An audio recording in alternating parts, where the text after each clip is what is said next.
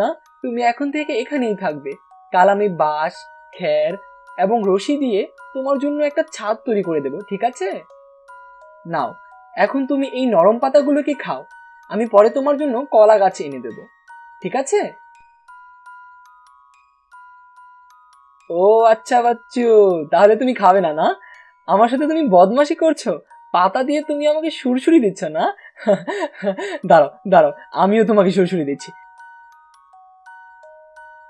এই দেখো, এই দেখো, কেমন লাগছে? কেমন কেমন লাগছে? কেমন বলো বলো বলো।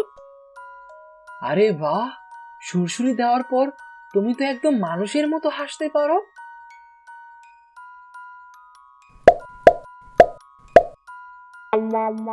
আরে মুন্নার সুর থেকে এটা কি পড়লো? আরে এটা তো হীরা। মা, মা, বাবা, বাবা। কি হয়েছে? তুই এরকম চেঁচাচ্ছিস কেন? এই এই দেখো। এটা তো হীরা। তুমি কোথায় থেকে পেলে এটা?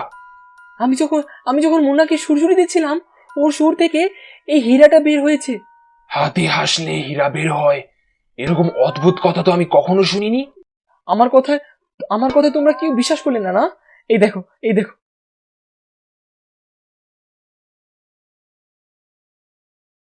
দেখো দেখো কত হীরা, দেখো দেখো কত হীরা পড়ছে। বাবা, মা, বাবা, মা, দেখো দেখো। এরপর থেকে ওদের পরিবারে আর কোনো অসুবিধা রইল না। ওই হিরেগুলোকে বেচে ওরা পাকা ঘর তুলে ফেললো ও মুন্নার সাথে সারাদিন কাটাতে লাগলো। ও মুন্নাকে গোসল করাতো, খাইয়ে দিত, সারাদিন ওর সাথে খেলতো। এরই মধ্যে ওর ছোটবেলার বন্ধু শঙ্কর ওর সাথে দেখা করতে এলো। আরে কিছু মাসের মধ্যে বাদলের ঘর তো পুরাই বদলে গেল।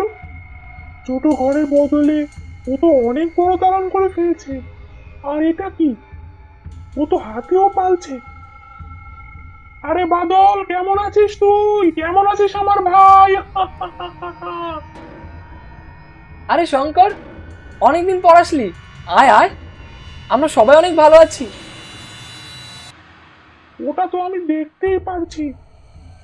নতুন নতুন ঘর, আবার হাতিও কিনেছিস, অনেক কিছুই তো করেছিস। আরে না না ভাই, এটা আমি কিনিনি, এটা তো জঙ্গল থেকে পেয়েছি। ও আচ্ছা, তাহলে এই ব্যাপার।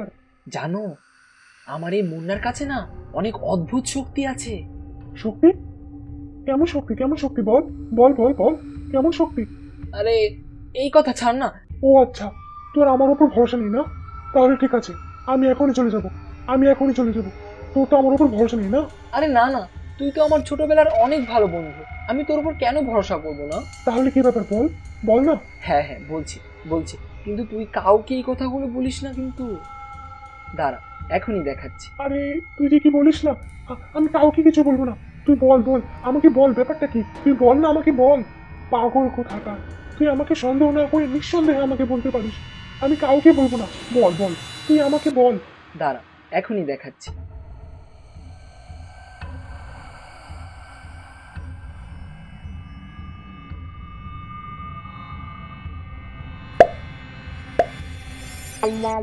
আরে এগুলো তো হীরা। তো এখন বুঝতে পেরেছিস আমার মুন্নার শক্তি? বুঝেছি, সব বুঝে গেছি। এই হাতিটার কারণেই ওরা এত বড় লোক হতে পেরেছে। কিন্তু এখন এই হাতিটা আমার লাগবে। আরে ভাই, মুন্নার শক্তি দেখে কোন চিন্তায় পড়ে গেলি? কিছুদিন আমাদের বাড়িতে থাকবি তো? আরে এতদিন পর এসেছি, 2-4 দিন তো তোদের বাসায় আমি থাকবোই।